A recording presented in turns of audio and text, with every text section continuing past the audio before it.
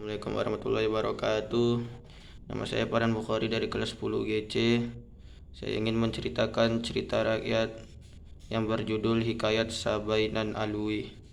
Di daerah Sumatera Barat, Indonesia, terkenal sebuah kabah atau prosa Minangkabau yang sering dinyanyikan oleh para tukang kabah sejak dahulu kala.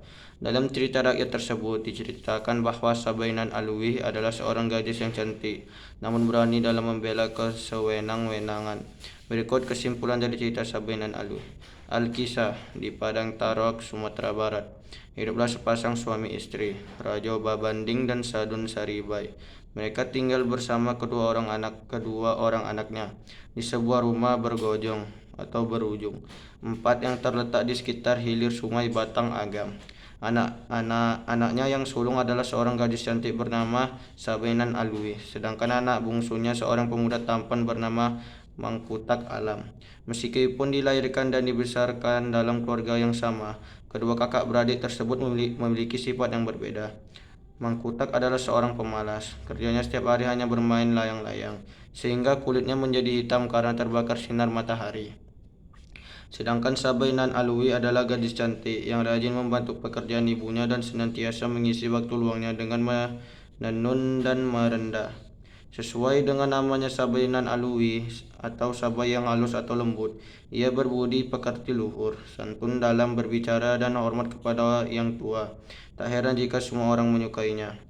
Perangai dan kecantikan Sabainan Alwi terkenal hingga ke kampung lain. Pada suatu hari, berita tentang kecantikannya sampai ke telinga seorang teman baik ayah Sabai yang bernama Rajo Nan Panjang. Ia adalah saudagar kaya yang sudah lama merantau ke kampung Situju.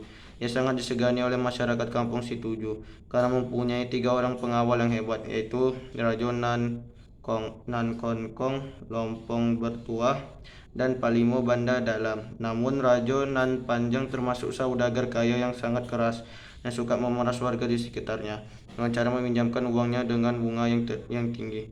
Ketika mengetahui sahabatnya mempunyai anak gadis yang cantik jelita, Rajo Nan Panjang mengirim utusannya untuk meminang Sabainan Alwi. Ia sangat yakin bahwa ayah Sabai pasti akan menerima pinangannya. Wahai pengawal, aku mengutus kalian pergi menemui Raja Babanding untuk menyampaikan pinanganku kepada anak gadisnya. Aku yakin Raja Babanding sahabatku itu pasti senang mendapatkan menantu kaya seperti aku, seru Raja Nan Panjang kepada para pengawalnya dengan penuh percaya diri. Mendapatkan perintah tersebut, para pengawal itu pun berangkat ke Padang Tarok.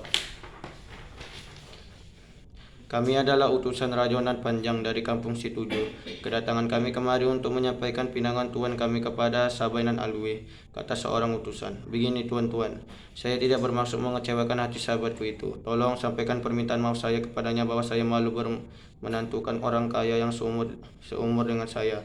Pesan Raja Babanding. Setelah mendapatkan jawaban penolakan dari Raja Babanding, para utusan itu pun segera kembali ke kampung Situju untuk menyampaikan berita tersebut kepada tuan mereka. Mendengar penolakan tersebut, Raja Nan Panjang merasa sangat terhina. Ah, sombong sekali Pak Tua itu. Masa tidak mau menantukan orang kaya? Ketus Raja Nan Panjang. Maaf Tuan, apa yang harus kita lakukan selanjutnya? Tanya seorang pengawalnya. Apakah kita harus memaksanya Tuan? Tambah seorang pengawal lainnya. Jangan dulu pengawal, aku akan datang sendiri ke sana untuk melamar Sabainan Alwi. Aku yakin Raja Babanding tidak akan menolak lagi pinanganku. Pak Tua itu pasti tahu bahwa aku ini orang besar yang mempunyai anak buah yang hebat seperti kalian, kata Raja Nan Panjang. Akhirnya berangkatlah Raja Nan Panjang bersama ketiga orang pengawalnya. Raja Babanding pun menerima mereka dengan baik, namun hatinya berkata bahwa sahabatnya itu telah melanggar sopan santun karena meminang anak gadisnya secara langsung kepadanya. Menurut adat di negeri itu, pinangan tidak boleh disampaikan langsung kepada ayah si gadis, melainkan kepada mama atau adik kandung ibu gadis itu. Sebenarnya Raja Babanding ingin langsung menolak pinangan tersebut, namun ia khawatir jika pinangan itu langsung ditolak, Raja Nan Panjang akan marah dan mengamuk. Raja Babanding akan sangat malu jika pertengkaran terjadi di rumahnya. Untuk itu ia pun mengajak Raja Nan Panjang untuk berunding di luar rumah. Sahabatku, sebaiknya kita berunding di luar rumah saja, ajak Raja Babanding. Raja Nan Panjang pun mengetahui bahwa pinangannya ditolak secara halus oleh ayah Sabainan Alwi. Ia sadar bahwa dirinya ditantang untuk berkelahi. Baiklah, kalau itu yang kamu inginkan sahabatku, tapi di mana kita akan berunding? Tanya Raja Nan Panjang menerima tantangan Raja Babanding. Kita berunding di padang Panahunan, jawab Raja Babanding. Kapan? Tanya Raja Nan Panjang. Bagaimana kalau hari Minggu? Jawab Raja Babanding. Setelah Raja Nan Panjang bersama para pengawalnya pergi meninggalkan rumah Raja Babanding, tiba-tiba Sabai Nan Alwi keluar dari kamarnya, lalu segera menghampiri ayah dan ibunya yang masih duduk di ruang tamu. Maaf ayah, Sabai telah mendengar semua pembicaraan ayah dengan Raja Nan Panjang. Jika ayah berunding dengan sahabat ayah itu di tempat sepi, Sabai yakin pasti akan terjadi perkelahian. Bukankah begitu ayah? Tanya Sabai Nan Alwi.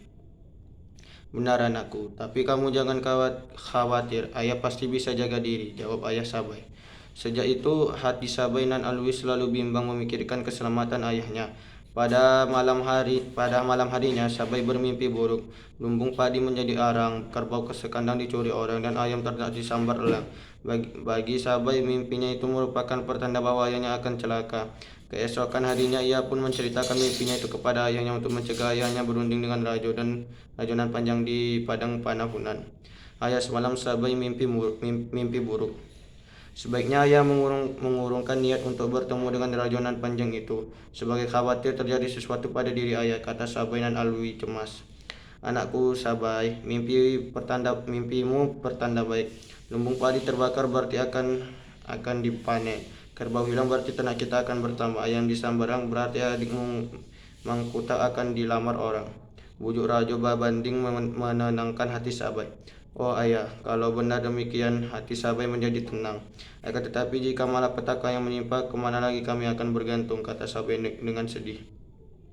Tenanglah anakku, ayah lakukan semua ini demi untuk mempertahankan harkat dan martabat keluarga kita. Ayah tidak ingin kehormatan keluarga kita dicoreng oleh Raja Nan Panjang yang angkuh dan sombong itu, kata Raja Babanding. Pada hari yang telah ditentukan pun tiba. Berangkatlah Raja Babanding ke Padang Panahunan. Padang Panahunan adalah tempat yang sepi dan sejak dulu digunakan untuk berkelahi. Raja Babanding membawa seorang pembantunya yang bernama Palimo Parang Tagok. Ia mengajak pembantunya itu untuk berjaga-jaga jika Raja Nan Panjang berbuat curang. Seandainya pun ia terbunuh dalam pertarungan tersebut, setidaknya Palimo Parang Tagok dapat memberi kabar kepada keluarganya yang ada di rumah. Saat mereka tiba di Padang Panahunan, tampak Raja Nan Panjang bersama seorang pengawal setianya. Palimo Banda Dalam sudah menunggu. Rupanya Raja Nan Panjang sengaja datang lebih awal untuk mengatur siasat liciknya.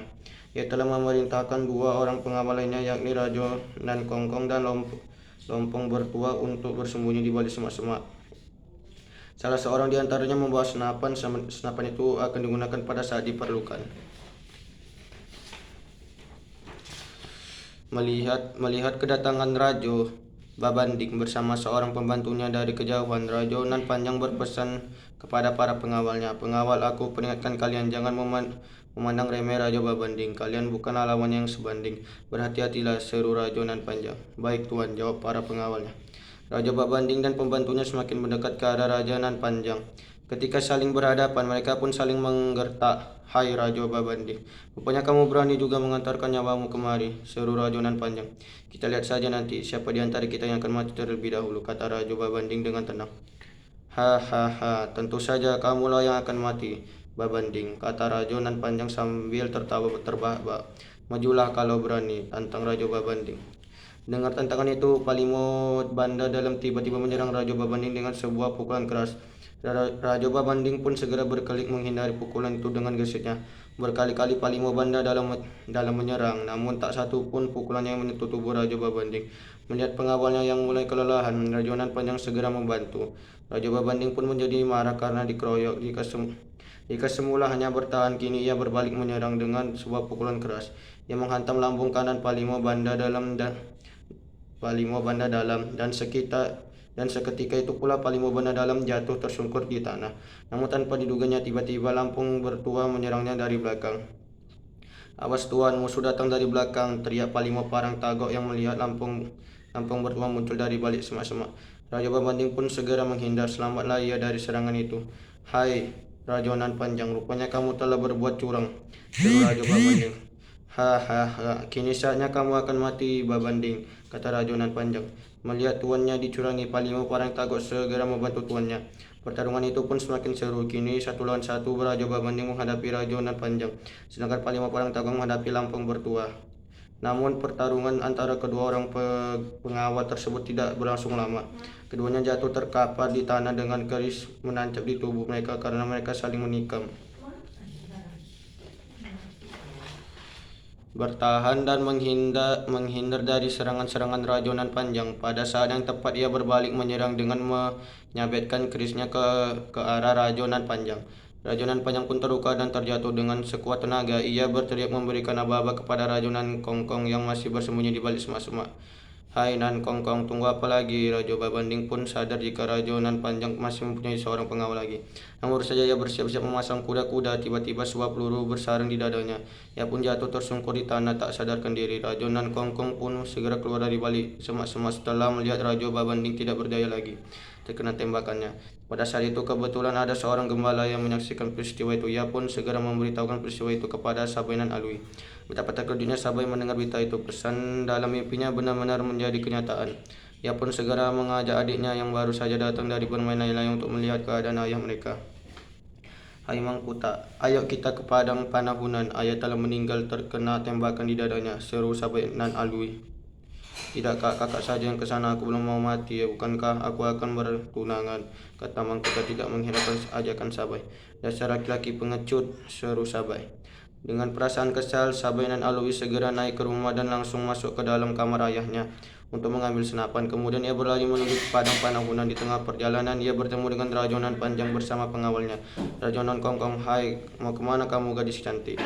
Hai tua bangka yang tidak tahu malu, apa yang telah kau lakukan terhadap ayahku? Tanya Sabai dengan muka merah. Kau cantik sekali jika sedang marah, goda Rajonan Panjang. Hai tua bangka, jawab pertanyaanku, kau apakan ayahku? Sabai kembali bertanya. Hahaha, tidak usah lagi kamu mencari ayahmu. Pak tua itu telah pergi meninggalkan kamu, jawab Rajonan Panjang. Apa maksudmu tua bangka? Tanya Sabai. Ayahmu mati tertembak senapan itu, jawab Rajonan Panjang sambil menunjukkan senapan. Jadi kau telah menembak ayahku? Bukankah ayahku tidak bersenjata? Dasar tua bangka curang, hardik Sabai Nan Alui sambil mengarahkan senapannya ke dada saudagar kaya yang sombong itu. Rajonan Panjang dan pengawalnya itu kembali terbabak sambil mengejek Sabai Nan Alui. Hahaha, hai gadis cantik, senapan itu bukan mainan anak perempuan. Sabai Nan Alui yang tidak tahan lagi melihat perilaku Rajonan Nan Panjang itu langsung menarik pelatuk senapannya.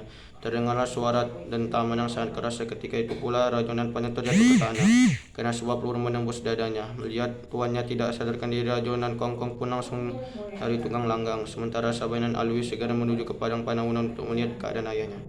Sesampainya di tempat itu, ia mendapati ayahnya sudah tidak bernyawa lagi. Hatinya sangat sedih karena sang ayah yang merupakan tumpuan hidup keluarganya telah pergi untuk selamanya. Tak berapa lama kemudian Ibu Sabai bersama beberapa orang warga lainnya tiba di tempat itu. Mereka pun segera membawa pulang jenazah ayah Sabai untuk dikuburkan. Demikianlah cerita Sabai Nan Alui dari daerah Minangkabau, Sumatera Barat, Indonesia. Untuk mengenang keberanian Sabai Nan Alui dalam membela kebenaran dan menumpas kejahatan, masyarakat setempat juga mengabdikan nama Sabai Nan Alui dalam sebuah kabar yang bunyinya seperti berikut.